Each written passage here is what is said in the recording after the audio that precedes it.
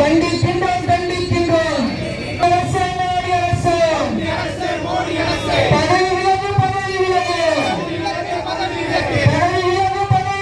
டெல்லியில் மாணவர்கள் மீது தடியடி நடத்திய காவல்துறை மற்றும் மத்திய அரசை கண்டித்து திருச்சியில் மனிதநேய ஜனநாயக கட்சி இளைஞர் அணி சார்பில் கண்டன ஆர்ப்பாட்டம்.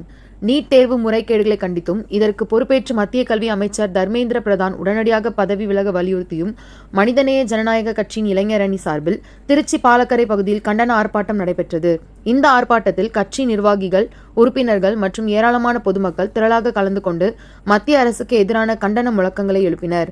மேலும் நீட் தேர்வை ரத்து செய்ய கோரியும், டெல்லியில் மாணவர்கள் மீது நடத்தப்பட்ட தடியடியை கண்டித்தும் கைகளில் பதாகைகளை ஏந்தியபடி தங்கள் எதிர்ப்பை பதிவு செய்தனர். தலைநகர் டெல்லியில் ஏறக்குறைய ஒரு வார காலத்திற்கும் மேலாக ஜனநாயக வழியில் போராடி வரக்கூடிய மாணவர்கள் மற்றும் இளைஞர்கள் ஆகியோர்கள் மீது தங்களுடைய கடந்த சில மாதங்களுக்கு முன்பாக நடைபெற்ற நீட் தேர்வினுடைய வினாத்தாள் கசிவை பொறுப்பேற்று அதற்கான கல்வி அமைச்சராக, ஒன்றிய கல்வி அமைச்சராக இருக்கக்கூடிய தர்மேந்திர பிரதான் அவர்களை பதவி விலக்க கோரியும், மத்திய அரசு இது போன்று நடத்தக்கூடிய எல்லா விதமான தேர்வுகளில் நடக்கக்கூடிய முறைகேடுகளை கண்டித்தும், தொடர்ந்து மக்கள் விரோத போக்காக நடைபெற்றுக் கொண்டிருக்கக்கூடிய மத்திய அரசினுடைய ஆட்சி அவலங்களை தோல்விக்கக்கூடிய வகையிலும் ஜனநாயக சக்திகளாக ஒன்று திரண்டு இன்றைக்கு மாணவர்களும் இளைஞர்களும் போராடி வருகின்ற சூழலில் அவர்களுடைய கோரிக்கைக்கு செவிசாய்க்காத வண்ணம் நாடாளுமன்றத்தை நோக்கி தங்களுடைய பேரணியை மேற்கொண்ட அந்த இளைஞர்கள், மாணவர்கள் மீது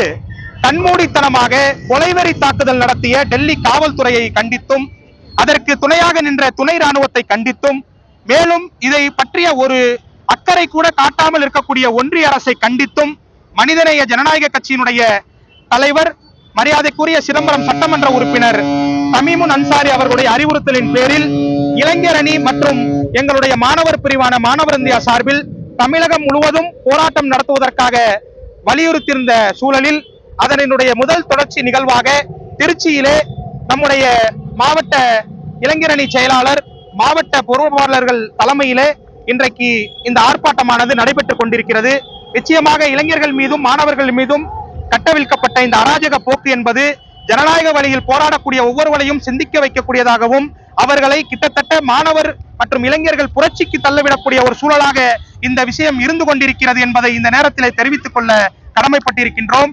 அதே நேரத்தில் இது போன்ற ஒரு மிகப்பெரிய போக்கு, ஏனென்று சொன்னால் இந்த நீட் தேர்வு என்பதுதான் மாணவர்கள் ஏற்கனவே இன்றைக்கு நல்ல படித்து முறையில வரக்கூடிய நபர்களுக்கு மத்தியில இது போன்ற தேர்வுகள் மூலமாகத்தான் இவர்கள் நல்ல மதிப்பீடு செய்ய முடியும் என்ற ஒரு பொய் பிம்பத்தை பிரச்சாரம் செய்து இன்றைக்கு ஒன்றிய அரசு கொண்டு வந்தது. ஆனால் அவர்கள் கொண்டு வந்த இந்த தேர்வு முறையிலே காரணம் காட்டி பார்த்தோம் என்று சொன்னால் எல்லா விதத்திலையும் அது ஃபெயிலியராகத்தான் இன்றைக்கு சந்தித்திருக்கிறது.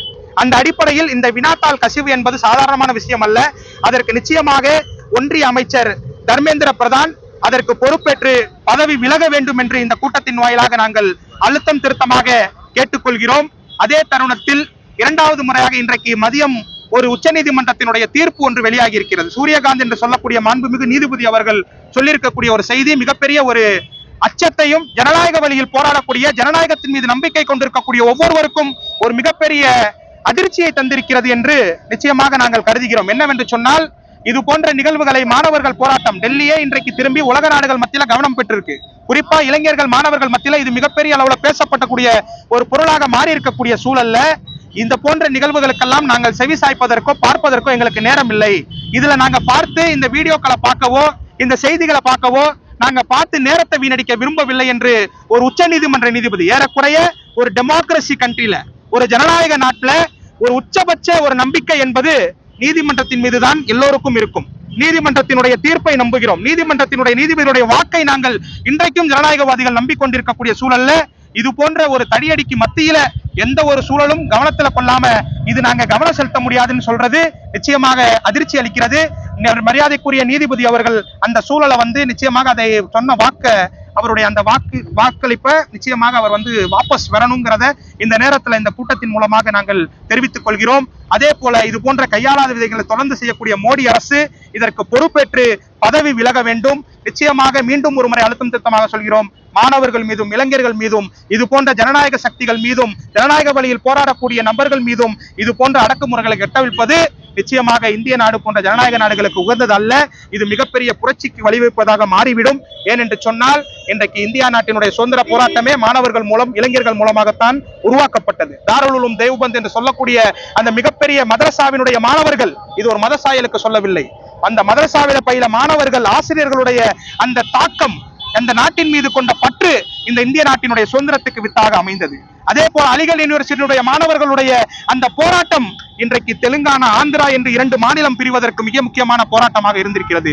ஜல்லிக்கட்டுடைய போராட்டம் இந்திய தமிழகத்திலே ஒரு மிகப்பெரிய மாற்றத்தை கொடுத்தது என்பதெல்லாம் வரலாறுகள் பேசிக் கொண்டிருக்கின்றன. JNU பல்கலைக்கழகத்தினுடைய மாணவர்களுடைய போராட்டம் தான் வடநாடுகளிலே பல விஷயங்களை திருப்பி போட்டது என்பதை நாம் நிச்சயமாக வரலாற்றிலே பார்த்து கொண்டிருக்கிறோம். ஆகையால் மாணவர்களுடைய, இளைஞர்களுடைய போராட்டத்தை கொச்சைப்படுத்துவது சரியான போக்கு அல்ல. அதை நியாயப்படுத்த வேண்டும். அதற்காக தொடர்ந்து மனிதநேய ஜனநாயக கட்சியினுடைய இளைஞரணியும் நம்ம கட்சியினுடைய மாணவர் அமைப்பான மாணவர் இந்தியாவும் தொடர்ந்து போராடும், குரல் கொடுக்கும் என்று கூறி எங்களுடைய இந்த செய்தியாளர் சந்திப்பை நிறைவு செய்கிறோம்.